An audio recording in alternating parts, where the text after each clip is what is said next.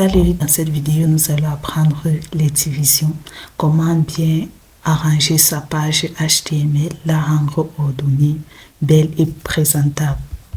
Alors là, j'ouvre VS Code où on a notre travail des vidéos précédentes, où on a appris la structure de base HTML, les balises et les attributs. Alors là, pour ordonner sa page HTML, bon, voici le document que j'ai préparé. Comme je dis ça en anglais, mais bon, j'explique tout en français.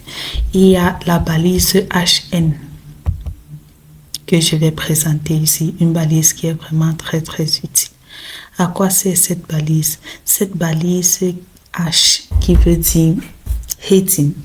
Heading en anglais, en français, c'est tigre. Alors, on a N là qui varie de 1 à 6. Alors, selon la taille des caractères qu'on veut, selon la police, voilà, la police du texte qu'on veut, on peut varier de 1 à 6. J'explique tout ça dans VS Code. Voilà, par exemple, bon, on va commencer par supprimer tout ça d'abord, puisqu'on n'a pas besoin. Voilà. Par exemple, dans notre page HTML, on veut diviser notre travail en plusieurs tigres, par exemple.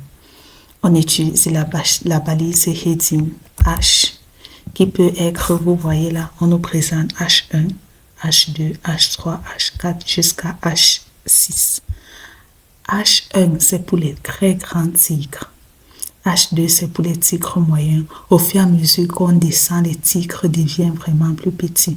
Alors, je vais écrire toutes les balises pour qu'on voie toutes les balises H pour qu'on voie bien de quoi il est question.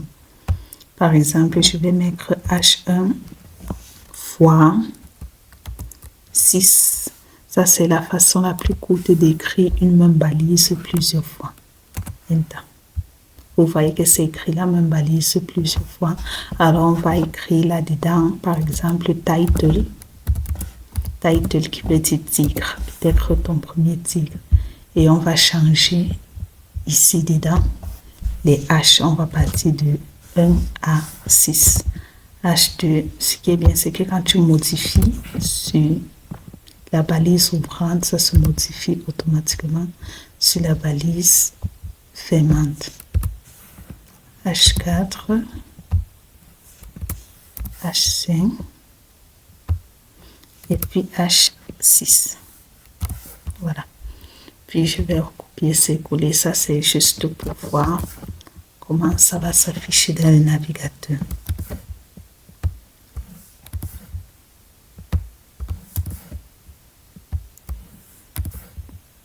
Et CTRL V. Voilà.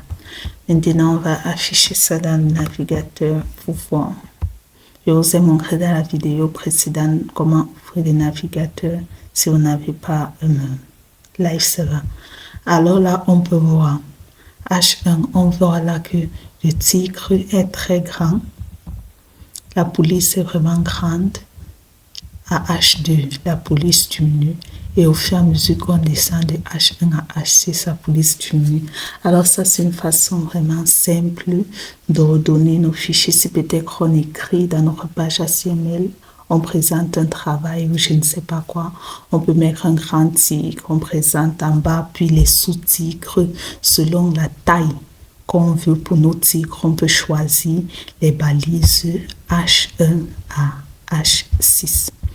La prochaine balise, on a la balise BR qui signifie break. Ça sert à faire les retours à la ligne. J'ai expliqué cette balise dans la vidéo précédente. Cette balise BR et la balise P. Pour les paragraphes, je vais encore expliquer ça ici très rapidement. Par exemple, si on veut créer un nouveau paragraphe, on utilise la balise P. Un paragraphe où je vais écrire peut-être n'importe quoi, 50 mots par exemple. On va voir dans notre navigateur que ça va créer un nouveau paragraphe. et avec le contenu de ce qu'on a. Dans la balise B, c'est pour créer les paragraphes comme on a dit d'abord. La balise B, c'est pour faire les retours à la ligne forcée. Par exemple, si je mets une balise BR ici, là, BR qui veut dire break, on va voir qu'après site ici, ça va faire un retour à la ligne forcée. Et c'est un peu ça. Alors voilà ce que c'était pour les divisions en HTML. Comment mieux ordonner son code pour faire les titres selon la taille du titre qu'on veut. On peut utiliser les balises H1 à H6. On utilise les balises P pour faire les paragraphes et BR pour faire les retours à la ligne forcée. Alors c'était tout en ce qui concerne les divisions en HTML. Alors rendez-vous dans la prochaine vidéo où nous allons apprendre les listes. Nous allons commencer par les listes non ordonnées et ensuite on va apprendre les listes ordonnées. Alors à plus, ciao.